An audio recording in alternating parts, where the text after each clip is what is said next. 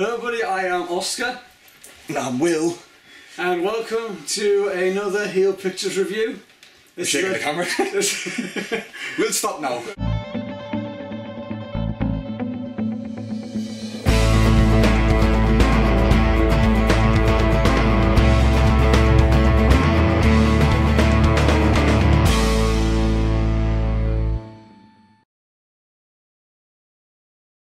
Hello everybody, I am Oscar. And I am Will. And we are back with another 2014 review, and this review is going to be of The Raid 2. Amazing! Okay, way to ruin the review. I'm just a one-word reviewer. Just in case if you don't know, we reviewed the Raid Redemption, the first one. Link will be down below for that review, just in case you want to know our opinions of the first film. Basically, we love the first one. Yeah, really good, really good action film. We were big fans of it. We said like, it's like, you could watch it as just a straight up action film and you'd be fine, and you could watch it as you could also watch it wanting the story and you'd be fine as well. Raid 2 essentially kicks off right after the end of the first one. The end of the first one, and essentially what happens, Rama, the lead character of the first film, has to go undercover to essentially prove corruption, and as well as yes, to basically root out bad cops in an organisation kind of similar to the Yakuza, but I'll say this is kind of like The Departed. If any of you have seen that, it's very much so like someone's going in trying to infiltrate the drug lords and like the corruption and stuff like that. Gareth Evans once again doing the film again, and it's essentially the same crew who did the first Raid. Yeah. And yeah, it's essentially just more action, more story, and as I said, it has more of an in-depth story. What were your expectations going into Raid 2 first? Well, the Raid Redemption was such a little iconic gem of a film that when I heard the Raid 2 was going to be made, I initially was excited for it, but I was fearing it as well, because I thought The Raid Redemption was such a great standalone film. I thought, how on earth are they going to top the first one? And this film doesn't top it almost. It almost like rewrites the code of what made the first one so brilliant. The action, the story, the cinematography, literally everything about the first one is, I would say, it's enhanced but also perfected with the Raid 2, I would say. Really good. My thoughts on the Raid 2 is He hates it. this is the worst film. No, this was amazing. This was phenomenal in a way that I don't even know how to explain. You stated that the Raid Redemption was kind of like an epic. Compared to this one, the Raid 1 looks like a short film. And it's only 30 minutes away from being an epic. It's 2 hours and 30 minutes, and I'm glad about that. Yeah. And the reason is because, as you said, everything's just enhanced with this. Yeah. I mean, you have the action, which we thought the first Raid had brutal action. But this... The prison yard scene. I'm just going to get my comparisons out of the way for the first, so I'm not comparing it too often. The first Raid kind of was confined with only being in one building, which I was fine with, because I do like one... I thought that was unique. Because I like one location of things. I mean, 12 Angry Men is my favourite film, that's one room. So I was... But this one was just so much... I mean, the prison yard scene, and it was just massive, and then just so much was going on, and there was just so many moments which you're like, oh yeah, that moment, that moment, that moment, that moment, in one scene, another scene, oh that moment, that moment, that moment, that... Because I had more opportunities to expand in different locations because of the story. The beginning scene just... that blew... That we won't spoil. We might left us speechless. I think we might need to talk about spoilers for this. Spoiler section will be on after the main review. But this, I mean, the character of Rama, I'm loving his overall arc. He's developed so much since the first film, honestly. And I mean, we're getting new characters. We're getting this Bradshaw character who looks like he might be the main villain. But then we got like this Iko guy who, you know, Rama meets in prison, who is the son of another type of... I'll say he's like a son... There's a reason why Rama's in prison, by the way. You get Iko, you get his dad, you get some other people in there. Yeah. And then there's another side story, which I won't go into now. The action, I mean, unlike the first film, the first film was much more comic booky. Yeah. This one was comic booky, but it was more. It's like the first Raid. I can see like showing a 15-year-old the fight scenes in the first Raid. I would not. These, no way. I wouldn't show no way at all. I'm not even sure if I would show you it. Like, if I watched it, I was like, well, I'm not sure if you're old enough to watch this, Will. There's just so many. I don't think it's much spoilers. No, basically this film. You see a leg get broken fully. You see King Kong movements. Really, this film is. And there's a lot of Achilles' heel just ripping and tearing. I mean, to describe how I would describe this film, I would just quote the Misfits album.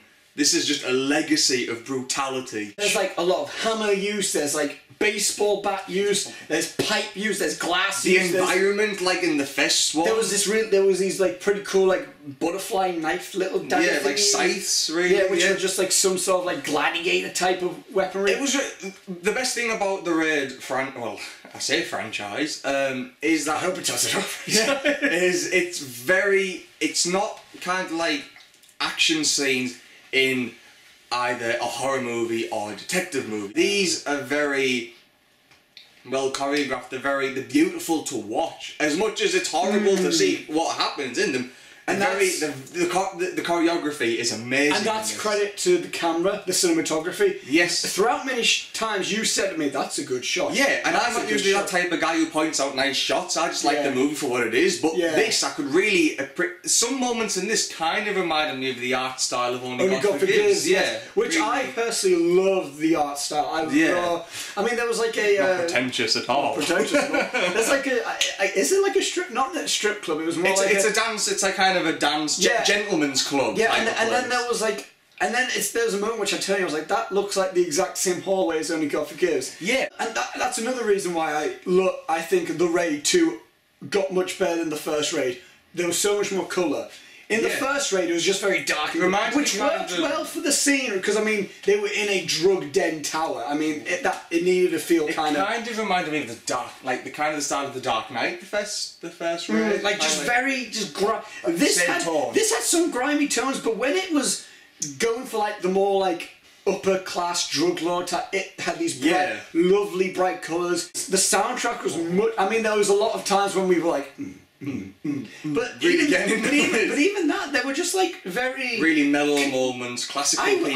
I would buy the soundtrack because it was one of those soundtracks that very varied, wasn't it? It was very had traces of classical music and modern wave dubstep and house music. I loved the way the story went. This went more like, unlike the first film, which went more of like a cop military type of way. This was more like a mob story. Yeah, like just. I mean, like more grounds type. As I said, it's very much so like a Departed story. So that's got the mob elements, but there's just some moments are just like that's ripped right out from The Godfather, or like this is ripped right out of a Martin Scorsese film. It seems more like if John Woo directed The Godfather. Yeah. Like that type, like if Ang Lee did a mob movie like that type. Ang Lee's Scarface or something. Oh goodness, it's one of those films, and and I love the length of it. Really helped because unlike the Raid 1, it felt, again, we love the Raid 1, but unlike the Raid 1 felt very just that's the story. Within the Raid, it was kind of a single narrative story. It's got underlying within the Raid 2, it felt like, okay, we've finished this story. Oh, now there's a twist to do something else. Oh, now we gotta do this. The story is much more complicated, which people may not enjoy. We like the Raid, for multiple reasons. A lot of people might have liked the Raid because of just, it's essentially a simple martial arts film, with a deep story to it, but you can ignore the deep story and still love the film. Yeah. I can see people going to see this film expecting that, and they would be disappointed because there's not as many action scenes as there are. Because, I mean, in the Raid 1, there's action scene after action scene after action scene after action scene. This one is like one giant action scene with a lot more story. It seems a lot more, and I'm not saying this, I'm not saying the first Raid was not. I mean, you can see our review, we love but this seemed a lot more constructed in the way that it balanced both the story narrative and the action scenes as well. I kind of feel like the Raid Redemption was kind of the prototype to say to people, if you like this, you will love this. It felt kind of like a prelude to this, which it was, but in terms of like film-wise, commercially-wise, as well as like a prelude to The Raid 2. Yeah, I mean, you know, just the acting is much more superior than the first. Which kind of, it's like, because I did say in the first Raid review that the guy who played Rama, I can't pronounce his name, the main guy who played Rama, I did say he was quite good in the first Raid. He's kind of, some of the actors in there make him look like a very weak actor, because you can tell Gareth Evans did get a lot of actual actors in this film, whereas in the Raid Redemption it felt like he got more action actors. Yeah, it has elements of drama in it as well. Definitely. I mean, there's moments like, that's not that we were just like, oh my god, not because of like, oh my god, did you see that really cool flip that guy did? It was like, oh my god. Oh, we just realised the plot point. Oh. Yeah, it's like, oh my god, this has got a big... Yeah, this is significant, And there's so many moments like that. It's like, you know, that's the good thing about it, I feel. You would think like all that stuff would happen towards the end. There's stuff like that happens towards the beginning of the film. Straight away. Before the title even comes up, you're like, oh my god, what? With the Raid Redemption, it kind of slowly... It didn't spoon feed you the story, it's just where it led you along. This one was just straight in the deep end and says, look what's happening, take note now. I feel like I will need to watch this film again, not just because I want to, you know, I want to watch it again, but I feel like I will need to watch this again to grasp more of the story. One thing I do want to say about the action scenes in this film, I said they were more constructive, but these are on a hell of a larger scale than the As we said, the prison... The prison yard scene. Yeah, there's the prison scene. I tell you what I did like about this film. They were very daring in the direction they were going to take it. Some elements reminded me of Bond films in terms of car scenes, car chase scenes. Even some like the espionage type of things. Yeah, that's kind of what this feels like. This feels like just a mesh of everything that I would have wanted. I can only imagine if Hideo Kojima would have taken control of the Raid. This feels like, yes. Yeah. Yes, it feels like they might be going in that type of direction. I hope they do. But it's like, I just want to say as well, like, I do feel, a lot of people are saying that maybe the prequel Planet of the Apes films are going to be the new Dark Knight trilogy. Like the new... For me, I feel this is going to be the new Dark Knight trilogy. Yeah. For me. Well, personally for me... In terms of how significant they are in the movie industry. Yeah, but so I kind of see where people are coming from with the Planet of the Apes, but this one, I feel, for me personally, is more of a Dark Knight trilogy than the Dawn of the Planet of the Apes, than the Planet of the Apes prequel. For me personally, ever since the Dark Knight trilogy ended with Dark Knight Rises, like 2 years ago, I've been waiting for another film series to fanboy over. I'm already with game-wise, I'm fanboying over the Walking Dead games. Sherlock, I'm fanboying over that for TV. I've been waiting, for me, it's been my little mission to find another film series to fanboy over. I think I found it with The Raid. Yeah. Because it's not just a dumb action series. Yeah. With this film, it's proven more than a dumb action thing. Yeah. There is so much more to it. I mean, when you told me initially that there was a Raid 2, like I said, I had fees over it, but not really as far. I wouldn't go see it. When you very, very first told me, I almost couldn't believe it. Because you sent me the teaser trailer, and immediately I just thought, you know, this is the next film that I'm going to be freaking out over. Dude. And seriously, the hype, the wait as well, was very much worth it. It's everything I could have wanted in this film, and more. There's much... I didn't expect the cinematography to be as good as it was. I didn't expect the music to be as good as it was. I didn't expect the acting to be as good as it was. I didn't expect as much layers to the story as it was. As I said, I probably am going to go back and watch this, because I feel like I might have missed some plot points of it. This film just not overcompensated. It did more than it needed to, but it pulled it off well. Yes. I just need to say one negative, and this is literally a little negative. But it might be... I'm not aware of this. But it might also kind of be a positive in a way. There was one set of dialogue in the film between... for a character that you might not expect to be in there, and I won't talk about that character because it might be a spoiler. But it's like there was a lot of like any dialogue between that character and another character. It was very much so like your backstory. Like saying, oh, you're doing this because this. You look like this because of this reason. We are this reason, this reason, this reason. Oh yeah, it's like, you've been a friend of our family for so long. Blah, blah, blah, blah, blah, blah, blah. Do you know what I mean now? Oh, I know what you mean. Yeah, yeah. A lot of the dialogue felt like setting up because of a scene that will happen later. Like, a little bit later on. And it feels like the film didn't have enough... Like, they put him in there... And that was a scene that I was on about saying, did we need that character in there? And then it did follow up, like, the next scene, because the reason that happened was to,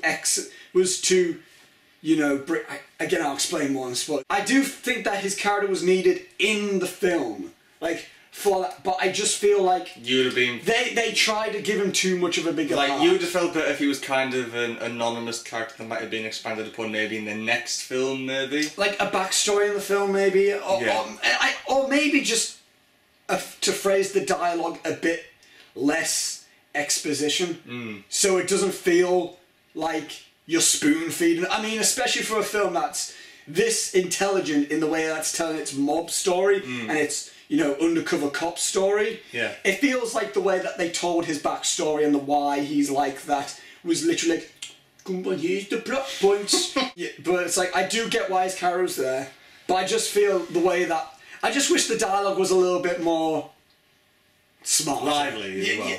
Yeah, it literally did feel like exposition. You know what I mean? I can understand. Yeah. Like, we're building your character just through your just dialogue for this, yes. It's like not really showing it. Another positive I want to say about this is that, well, more of a recommendation.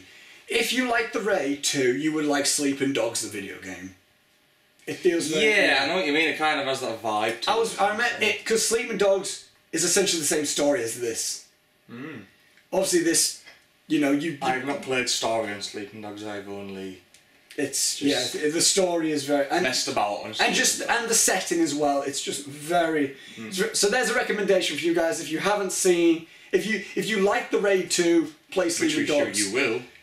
And if you play Sleeping Dogs, you would like The Raid 2. So overall, I love this film. Love this film. Absolutely brilliant. Possibly, well, it is one of my favourite films of 2014. And you're seeing quite a few now. Yeah, I'm getting more up to date with them. You only need one more film for this year, and you've got a top 5 for this year. That's at least some sort of a list. We'll have to wait and see, won't we? And the year's not over yet. But yeah, loved it. Loved the film. This is the, as I said, I think I might be building up too much for people. This is the new Dark Knight for me. For me, this is a great introduction to what I would believe to be the new wave of martial arts cinema. Like, it's not classic, it's almost neo-noir martial arts. Yeah, definitely, yeah. It's fantastic. Bang on. Fantastic. I also feel it kind of has like a very anime type of vibe. Yeah, it does. It has kind of that. Yeah, I don't know. A couple of times I started comparing, and if you've seen the film, you're probably going to ask me why about this. No, kind of some elements, especially like the mob scenes, reminded me of some elements of Death Note almost. Yes, that's what I was thinking. Like that kind of vibe, yeah. But if you don't agree with me on that, don't be a hater. The point being, this film is great. It's a definite Heel Pictures recommendation. Go and see it. It is a great action film, and just a great film in general. This might be my favourite film of the year so far. Ooh. It might just be. I might need to think about it a bit more. But anyway, thanks for watching. Anyway guys, thanks for watching. We're going to do spoilers now. It's either going to be there or so if you don't want to listen... Whichever I fancy doing it. Leave, watch the film first, then come back here. Yeah. Right, I assume if you're watching, you have watched the film, or you just don't care about spoilers, which why? You're missing an opportunity to go and watch the film. Seriously, go and watch the film. Or if the spoilers are... If you're one of those type of people... There's really 6 cinemaphiles who really like the spoilers, that gets more prepared for the film, then this is the place for you. Welcome to the dark side. Welcome to the dark side. Now the thing I was on about is that the actor, that this might be confusing to a lot of people, that I told you, but I told you, I knew this going into the film. We try to be discreet. The reason why I said it might be spoilers because it might be a surprise to some people. I didn't think it was too much of a spoiler, but the actor who played Mad Dog in the first film is back as another character in this film. Not as Mad Dog, but it might be confusing to some people because a lot of people might be like, wait, is that Mad Dog? Wait, is Koso his real name? And It's Remember, Mad Dog. He plays a new character who strangely looks like an Oriental Alan Moore. Yeah. And you sympathise with it to be offensive. And you sympathise with Yes, you do with this character. And the reason, what I was saying about, his dialogue, like when he was speaking to his ex-wife.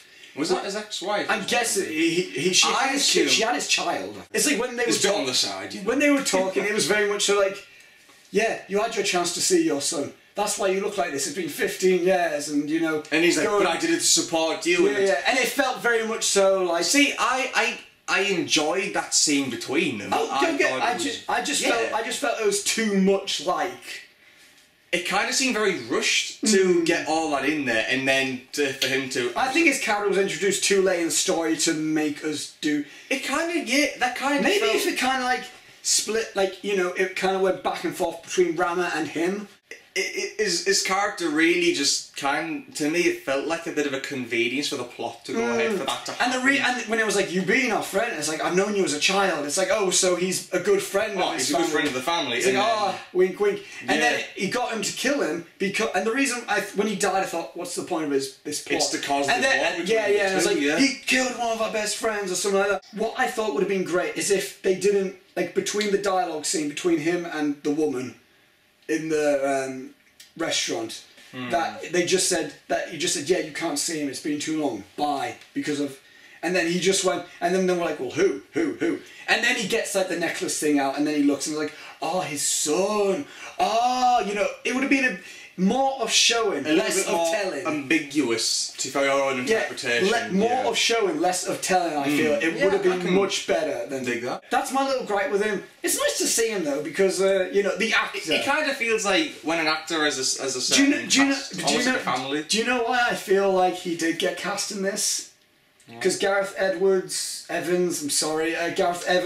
damn it! Gareth Evans, because he was probably... the one that everyone talked about. Everyone's like, oh my god, Mad Dog. That Mad Dog character was like, like he was the main one everyone talked about. I mean, he was your favourite character, wasn't he, in the first film? Yeah, he was my favourite character. Yeah.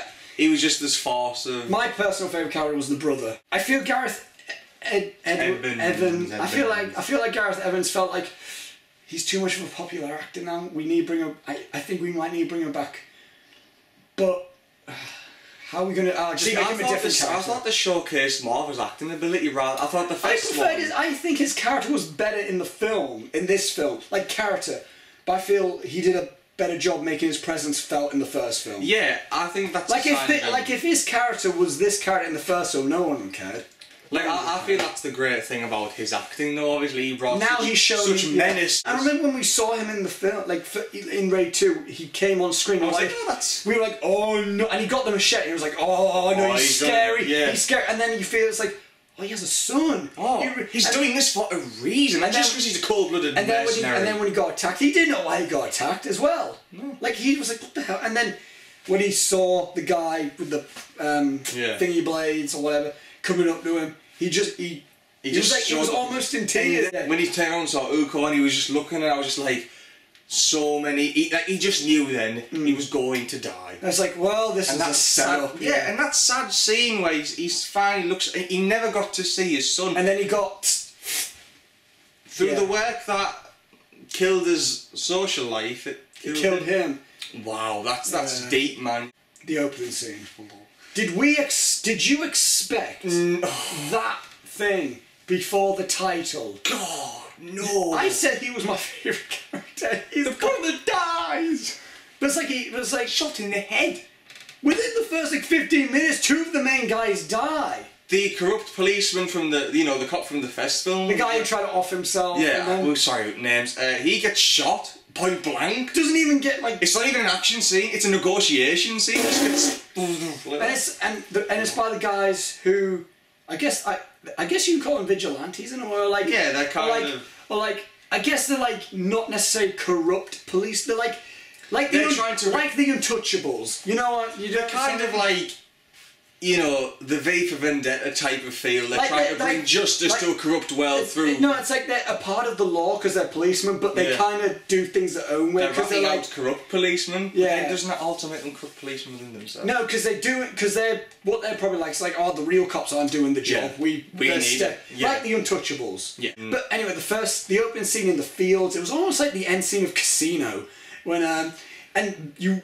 I have not seen that. And then you get introduced to Bejo, who you think might be the main villain. And also, because I thought it's like, oh yeah, they did a really good arc, you know, the relationship between him and Rama, you know, stuff. Rama does know he's dead. Yes, That's what gave him the main motivation to go. Yeah. He goes to the funeral, doesn't he? He goes to the funeral, and that's what makes, because he says, if I'm gonna do this, you're gonna have to give me a better reason to get in prison. He's like, Well, this guy's associated with the guy who killed your brother. And he's like, okay then. Fair enough. The way that they handled the intro as well, it's like kind of non-chronological. Yeah, it was almost non-linear, almost, wasn't it? Yeah, but we used The opening kind of felt like, oh, this was a really strange comparison because of the way it was shot, kind of like the landscape and like the small detail. It kind of felt like the opening of a Western movie to me. Just great scene and like the shocking value of like killed the brother. I was like, oh, there goes one of the main characters. Boom, corrupt policeman. Oh, there goes another one. We're just counting them down now. And then the prison scene. This is the moment where if you didn't think the action was going to be elevated, then this scene was the one to confirm to you. This literally took us by surprise and it With took how our brutal. breaths away. It was a sheer brutal The slow-mo, the choice of slow-mo when Rama got kicked and just just landed in the the way mud. they were picking people off. But it wasn't just like a group and then everyone else ran away from that area. It's like as soon as Rama got kicked through the door, It was a riot. Everyone got in, Yeah. and then policemen came joining in. Everyone just jumped on the policeman. It was like Charles It was Bronson's a war. wet dream. It That's was. what it was. It was a war. Yeah. It was a prison war. How many moments did we want about? Literally just, we were watching the scene going, ooh, There was the moment where Rama tripped the guy up and slammed him, and his face went on the seat. Oh, like it's on just so... There's the moment where the moment where that we went, oh, when Rama got Amish Bronson and snapped his leg. You saw him actually snap his leg, like shin in half. Boom, gone. But there was moments where It wasn't your just body like went numb where the sky was getting attacked. Just like, come on. there was another moment was like where some guys picked up a cop and then everyone else just like with the filed down toothbrushes just like hacking and just like there was one that a guy just. but it wasn't even like a focused one. It was just like a. It was like a pack of pan, but obviously you just saw blood spurting out the guy's mouth as It's it like just it's like just ripping his and you saw like the Chelsea grin. It was just yeah, man. and like when two guys tried to escape, they got shot like sniping down. This is a bit before that. God, this is bits before the toilet scene. Yes, the part in the toilet Where the dude when Rama a fight in the toilet, like Rama in the toilet and all the, like most of the and then prisoners. they piled on him and oh yeah, God, there's just not honestly with this film. There's just so much to talk about in terms of action. Do you feel like here's my? I don't think that they did this, but do you think that they skipped over too much when it said 2 years later, or do you think it was just like no? Like, No, I thought it was a nice little. I thought it was. If it had been like 15 years later, I'd have been like, oh God, that's too. Yeah. But kind of 2 years, I was like, no. Because it was, but it's like I can guess what happens from then because he saved Iko, and I guess you can say you got on the right side of him. Yeah, that was kind of left a bit ambiguous, but you kind of already knew what had happened at that point. There was the moment where they went to like the drug den. I'm guessing it was drug den with the weird, like porn. I think they were shooting or something. Like there like was just a scene where it was just brushed over, but it was like what? It was kind of background, but it was very prominent. Like it felt like this den where it felt like the dirtiest place that you didn't want to be. it was almost like it was a focus shot. You see the two, but then this woman walks out from behind this counter with the biggest bloody strap on you've ever seen, just like, oh, this is too big, it hurts. Just what? Yeah, it's a count. What? I mean, That's going to be in the Raid 3. It wasn't. It's just boom, boom. Like it wasn't needed, but It's one. I guess it's full it of kinda- surprises. This film. God damn it, this was one of them. Do you know what? I think it was shown like how dirty of a place it was. Yeah, Like, I mean, is this the thing? it was a the woman way that, doing it. The way that they are talking it, like in a casual manner, it's like, oh, Yeah, this it was is just like, a dirty oh, this is the place. seediest place on earth. you Yeah, know? yeah, and I mean, that was a cool scene, because it shows Rama as, Like at his best, really. Yeah. Just how quick and efficient he gets the job done. Yeah. The car chase scene was very. That was great. Yeah. That's the reason why I'm glad it's like they didn't just stay in one building, because they had more opportunities to do more different chance to types experiment, of didn't they? actions. Yeah. I mean, there's moments where the action is so violent. You find yourself laughing sometimes. It's just like, oh my god. We just cheered and like, It was like, there was a lot of Achilles. Rama! There was a lot of Achilles ripping and tearing. Yeah, that was something in this film that they seem to take a liking for. Slashing people's legs and heels and arms. There's a lot of slashing and. Wait, this is more like a slasher film. The scene where you find that Uko betrays his dad and shoots him in the face. Oh, I was so angry at that scene. Because the dad, you can tell his dad was a crime boss, but he wasn't. He was doing what was best for his son. Yeah. Like, and then his son was just a hot-haired guy. And was like, I want to rule the empire. the son was just like he was an arrogant son. He was just like, I want this and I want this now. And the dad was like, wait your time. He double-crossed his dad. He was trying to get the two clans to fight each other, so then either his dad would get killed and then he would be in the uprising as the new leader. Yeah, but it just went wrong. I have a question for you, because this is a bit that I didn't pick up too much. Yes. The tattoos, what did that... It meant, and correct me if I'm wrong, people. This is our just first literally watch, watched so this. it's like... He was a foot soldier, so he was kind of like a common lackey amongst the mob. And obviously, Right. Bradshaw had a foot soldier tattoo, which I'm assuming meant that he was nothing too special, or that he was part of something much bigger. I'm guessing because it's like, I think Uko just thought of himself as an upper-class guy. He was And kind of like, I'm the mob boss's son. Yeah, you yeah. can't do that. And then he looked, and then when he found out Bradshaw had a foot soldier Yeah, he was tattoo, just like, he was like, I killed my dad for a commoner. a common like soldier foot And soldier. that's what, and he thought he planted the mic on him, but he didn't. It was Rama. There was... By that point, he would have killed him no matter what. The son, he was arrogant towards prostitutes, his own... It wasn't disturbing as such, but, well, it was a little bit when... Oh yeah, when he tried to, yeah. Basically, yeah, kind of like, they were singing karaoke, and obviously he was saying, like, oh, you common whores, common skanks. Yeah, yeah. And she basically had the gall to answer him back, and he was like, do you know who I am? I'm the mob boss's son. And he's like, and she's like, I don't care. What did She's you like, say I don't about care. And then he basically says either you sing or...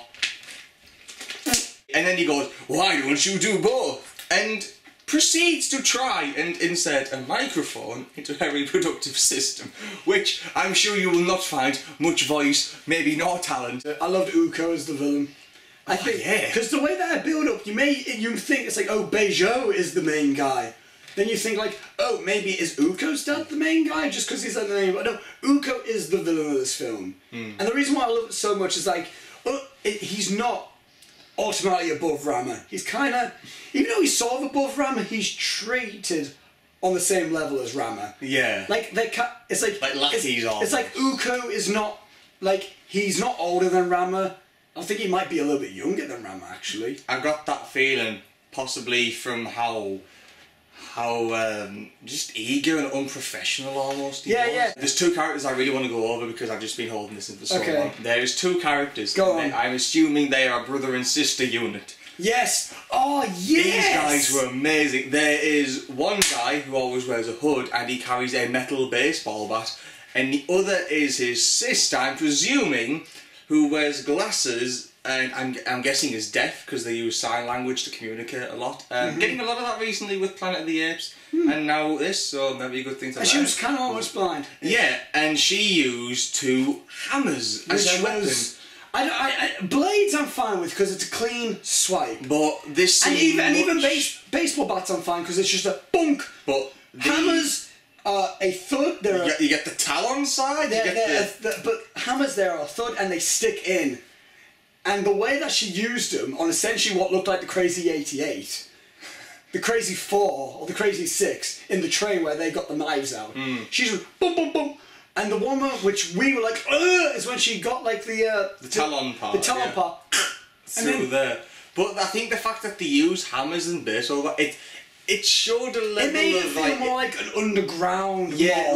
like you could see it as, people might look at them and go, oh, they're amateurs, they're using amateurish weapons, but they were masters of those weapons. Yeah. It felt a very much more gritty feel to how they chose to kill people. Yeah, and then, there's a great tactic that guy uses where he kind of looks at the guy he wants to kill, throws a baseball bat, and it just almost blew one guy's face. Yeah. And then what made was just a key moment. It was just so. Give me the ball back. Yeah, pass me the ball back. And big mistake. It was just like the nerve that he's just and the way asking you, let me try. And the way again. the camera went, doom, boom. Yeah, it was like almost like a pullback effect every time he struck one of the guys he was assigned to kill. The cinematography in some scenes, there was a scene where Bradshaw is answering the telephone and all you see is the detail on his leather glove and the room is red. I think that might have been the thing because we watched the Blu-ray.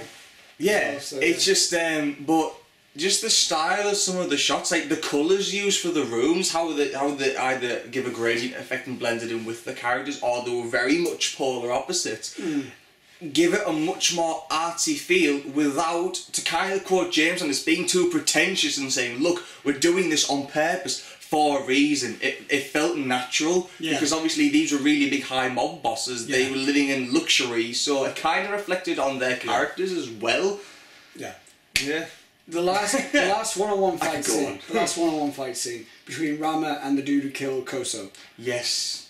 I remember seeing you because this is the one shot that I always see like a screenshot of when they were like that. When they were very much close together like that. That's the one screenshot. So this is the one thing they advertised the most. Like the one fight they seem to be advertised the most.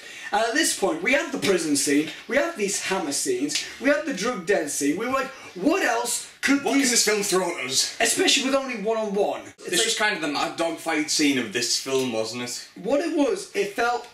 No one felt dominant until the very last strike where Rama went pfft.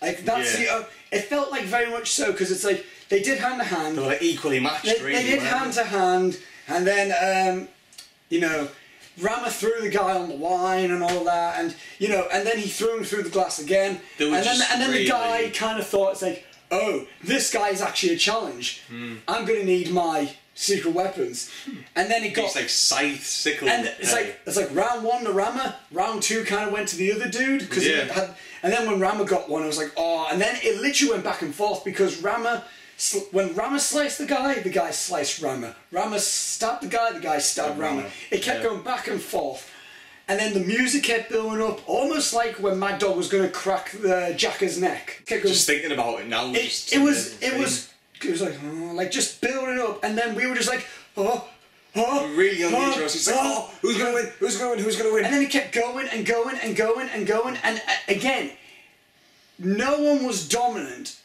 only until Rama went, pfft, and then actually did kill him. It wasn't like Rama kept going at it. It was like, well, Rama's gonna win now. It's like, Rama's gonna win because he's the hero of it. But it's just how good is he gonna come out of this? Is he gonna be very? That was, I wouldn't say it was necessarily the best fight scene, because I mean, I still think the prison scene with the shock value that had for me, that might be my favourite fight scene. Very much. But that's the best, I think that might be the only one-on-one fight. Iko shoots the business guy that Bradshaw was talking to. And then Bradshaw didn't realise it. He was firing at Rama. Rama went freaking hiding behind the shotgun blast. And then Bradshaw Iko just thought, you know what, common filth.